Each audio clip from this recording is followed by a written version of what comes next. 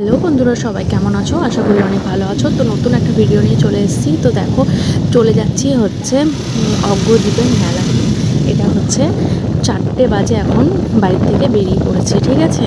আর তোমাদের দাদাভাই কাজে গেছিলো বলে একটু দেরি হয়ে গেল। তো ওই কারণে, না হলে আমাদের প্রোগ্রাম ছিল যে আর একটু আগে বেরোবো।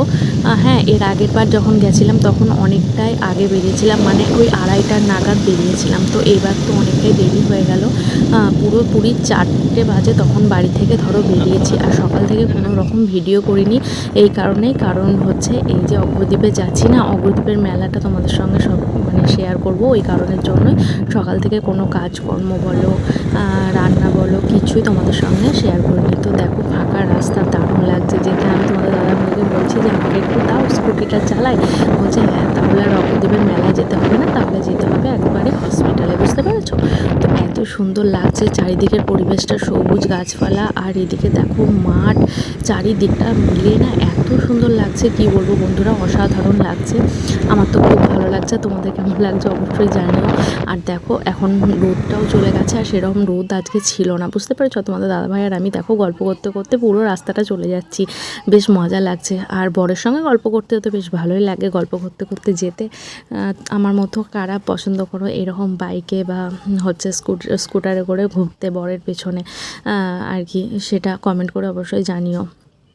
তো দেখো, আমরা যাচ্ছি, আর তোমাদের দাদাভাই বলছে যাচ্ছি তো এই রাস্তাটা ফাঁকা, কিন্তু ওই সামনের মানে অগ্রদ্বীপে ঢোকার আগের থেকে যে কি ভিড় হয়। আমি আগের বছরে গেছিলাম, মানে এবার হচ্ছে আমার 2বার যাওয়া হচ্ছে, ঠিক আছে।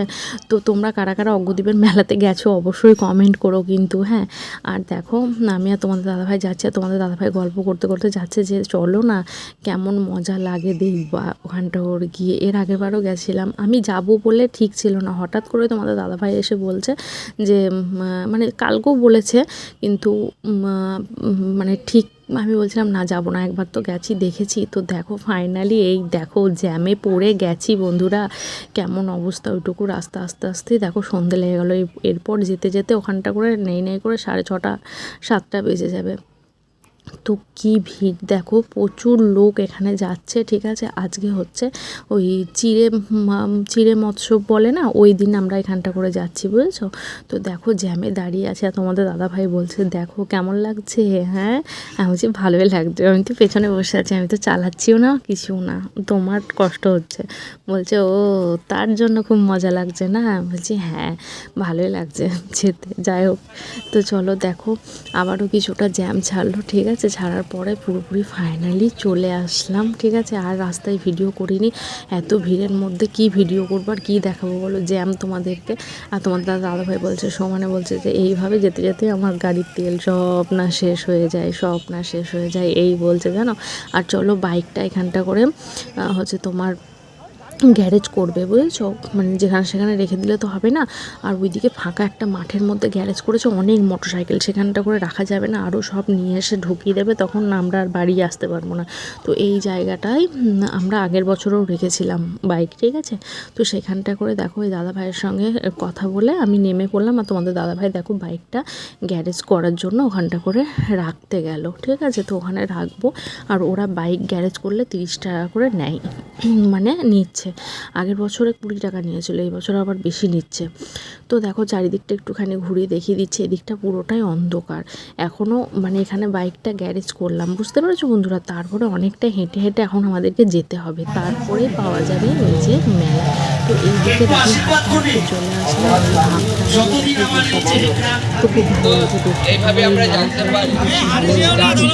তোমাদের কার কার ভালো লাগে অবশ্যই কমেন্টে জানাও। চারিদিকে হচ্ছে এই বাউল গীত এগুলোই আর কি অসুবিধা হয়, ঠিক আছে। তো চারিদিকে প্রচুর পরিমাণে দোকানপাট বসেছে, খুব ভালো লাগছে, প্রচুর লোকের ভিড়, এত ভিড় কী বলবো। দেখো চারিদিকে দোকান বসেছে, আর প্রচুর লোক মানে ভিড় দেখো কি পরিমাণ ভিড় শুধু দেখে বোঝা যাচ্ছে। ওই দেখতে পাচ্ছ লোকের মাথা দেখা যাচ্ছে, অনেক ভিড় আজকের দিনে ভিড়টা বেশি।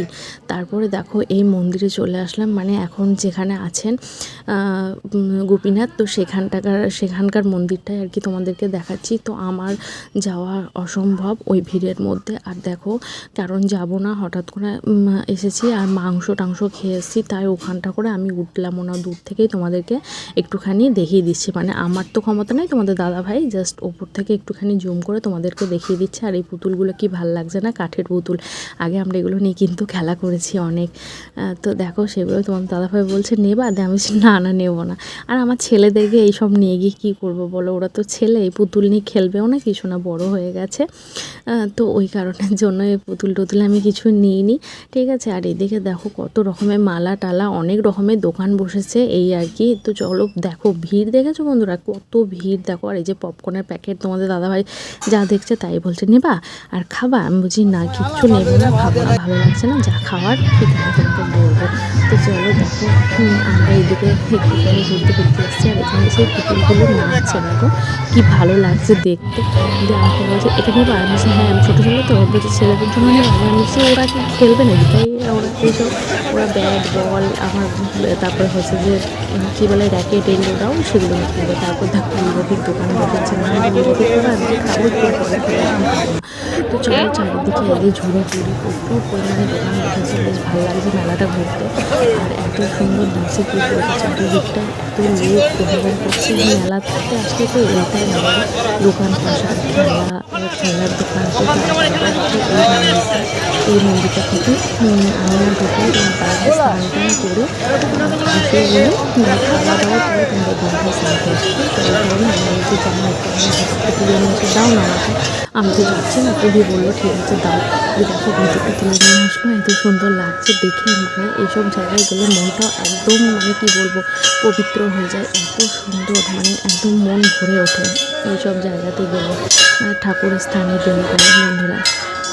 তো দেখো এই যে গোপীনাথ আছেন, ঠিক আছে, ফটো আছে এখানে পুজো হচ্ছে, তোমাদের দাদা ভাই ঠিক আছে উনি ফায়ার ব্রিগেডের চাকরি করেছেন। তো উনি জিজ্ঞাসা করে হচ্ছে যে কোথায় যাওয়া যাবে এই মহিলাটা, তো ওনার সঙ্গে দেখা হলো সঙ্গে, তারপরে সঙ্গে গল্প করছিলাম আর রোল খেলো তোমাদের দাদা ভাই। তারপরে দেখো ওকে তোমার দাদা ভাই বন্ধুটাকে বলছে ওকে খাওয়ার, মানে উনি বলছে না আমি খাবো। তো তারপরে আমি বললাম কেন খান না, তারপরে দেখো কৃষ্ণনগরের সুদীক্ষা কাছে নিয়ে জন্য 3টে রোল এতক্ষণ পর কিছু খাচ্ছি, বুঝতে পেরেছি, খাবার খাওয়ার পর মাথা ছিল, এতক্ষণ পর ফাইনালি একটা রোল নিয়েছি খাওয়ার জন্য। আর জলটা আমি গাড়িতে ফেলে এসেছি জানো তো, তাই ওই যে তোমার বললো চলো অনেক জল দেবো। আর দেখো শিব সেজেছে কি ভালো লাগছে না দেখতে বলো। তারপরে দেখো ওখান থেকে জল টল খাওয়া পরে চলে আসলাম জিলেপির দোকানে। আর জিলেপিটা দেখে কিন্তু লোভ লাগে, মেলাগুলোতে জিলাপি, তারপরে হচ্ছে তোমার পাঁপড়, এগুলো বেশ ভালো লাগে। তবে জিলাপিটা নিয়েছে তোমার দাদাভাই খাবো বলে নিলাম। তো তারপর তোমার দাদাভাই বলছে আমার মুখ খেয়ে বলছে যে কেমন ধরনের বলো তো, মানে জিলাপিটা ভালো, ওর মধ্যে না চাট মশলা মিশিয়ে দিয়েছে। আরে বাবা জিলাপিতে আবার চাট মশলা কে খায় রে বাবা, আমরা তো খাই না। এই প্রথম জিলাপির মধ্যে চাট মশলা মেশানো দেখলাম এই অগ্রদ্বীপে এসে, আমার একদম বিচ্ছিরি লেগেছে। এই জিলাপিটা খেয়ে পুরো মুখটা নষ্ট হয়ে গেল। রোলটা যা হোক ভালো ছিল, খেয়েছিলাম স্বাদ লাগছিল, কিন্তু এই জিলাপিটা খাওয়ার পরে এত পরিমাণে মুখটা নষ্ট হয়ে গেল কি বলবো। তো তারপর ফাইনালি দেখো বাড়ির দিকে আবারও রওনা দিচ্ছি। আর এদিকে রানিমা এসেছিলো গাড়িতে, প্রচুর পরিমাণে জ্যাম ছিল, ঠিক আছে রাস্তায়। তো তারপরে দেখো গাড়িটা আগে বেরিয়ে চলে গেলো। তো তারপরে আমরা আস্তে ফাইনালি তোমাদের দাদা ভাই আমি সব আস্তে বেরোচ্ছি। আরও প্রচুর রাস্তার জাতীয় লাগছে, মোটরসাইকেল নিয়ে কেউ গাড়ি নিয়ে বড় বড় বাস ঢুকিয়ে দিচ্ছে রাস্তার মধ্যে। তো প্রচুর জ্যামে ভুগেছি, বুঝতে পারছো রাস্তার মধ্যে। এই মেলাটা আসার মনে হচ্ছে অত্যন্ত পরিমাণে জ্যাম। তো তারপরে ফাঁকা রাস্তা পেয়েছে, ও দুজন মিলে একদম আরামসে টান সোজা চলে যাচ্ছে বাড়ি। তো ফাইনালি বাড়ি চলে গেলে বাড়িতে রান্না করাই আছে, বললাম মাংস রান্না করেছি আর ভাত। তো ভাতটা আমি করে রেখে আসিনি, ভাতটা দেখি গিয়ে করবো মাকে ফোন করে বলে দেবো, মা ফোন করে করে দেবো মাকে ভাতটা দিয়ে দেবো। তো ফাইনালি বাড়িতে চলে আসলাম দেখো বন্ধুরা। আর বাবা মিষ্টি নিয়ে এসেছিলো, আমার বাবা এসেছিলো, সেই মিষ্টি নিয়ে এসেছিলো, মিষ্টিটা খাচ্ছি। তো ভালো লাগলে অবশ্যই লাইক